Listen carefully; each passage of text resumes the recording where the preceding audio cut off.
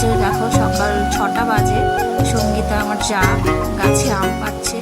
আমগুলো পেরে নিয়ে হচ্ছে এই কারণে যে ঝড় বৃষ্টিতে না আমগুলো সব পড়ে যাচ্ছে, গিয়ে রাস্তায় পড়ে গিয়ে থেতলে গিয়ে নষ্ট হয়ে যাচ্ছে, নেওয়া যাচ্ছে না।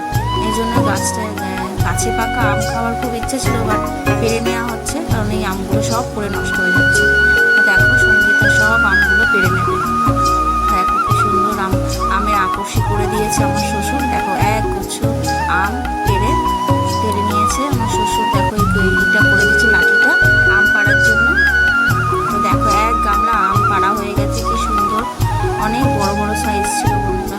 ক্যামেরায় বোঝা যাচ্ছে কিনা জানি না, কিন্তু আমের সাইজগুলো অনেক বড়। দেখো এক গামলা আম এবার আমরা পেরে নিয়েছি, নিচে নিয়ে চলে যাবো। নিচে নিয়ে যাচ্ছে এই আমগুলো আচার বা পাকিয়ে খাওয়া হবে। সকালে আম পাড়া হয়ে গেছে, এবার আমরা চা খেতে বসেছি দুই যা মিলে। সবার প্রথমে আম পেড়ে নিয়ে চা খেতে বসেছি। এই যে আম নিয়ে খেলা করছে সঙ্গীতা, মানে খুব আনন্দ পেয়েছে আমগুলো পেড়ে। গাছের প্রথম আম যেহেতু কলকাতা শহরেতেও সবার সৌভাগ্য হয় না নিজেদের গাছের জিনিস পাড়া বা খাওয়া, তো আমরা খুবই মানে আনন্দিত হয়েছি আমটা পেড়ে।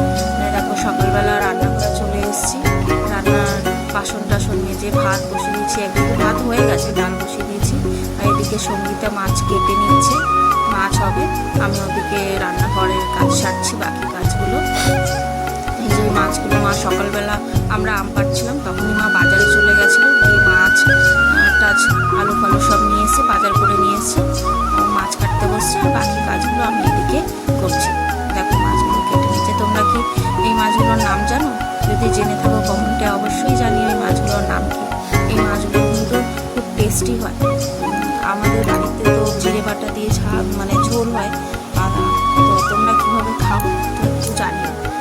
এগুলো এই যে রান্না আমাদের শেষ হয়ে গেছে। কাঁকড়ার ঝোল হয়েছে কচু আলু দিয়ে, আর কাঁকড়োর আলু ভাজা হয়েছে, আর হয়েছে চিংড়ি মাছ দিয়ে একটা ঝোল হয়েছে, আর ওই মাছগুলো ভাজা হয়েছে। এখনো হচ্ছে, দেখানো হলো না। দেখো এই রান্নাগুলো কমপ্লিট হয়ে গেছে। আমি বলছি এই রান্নাগুলো ভালো লাগলে, ভিডিওটা ভালো লাগলে প্লিজ কমেন্ট করবেন যে ভিডিওটা ভালো লেগেছে, আর শেয়ার করবেন, সাবস্ক্রাইব করবেন। চলো এই পর্যন্ত, টাটা।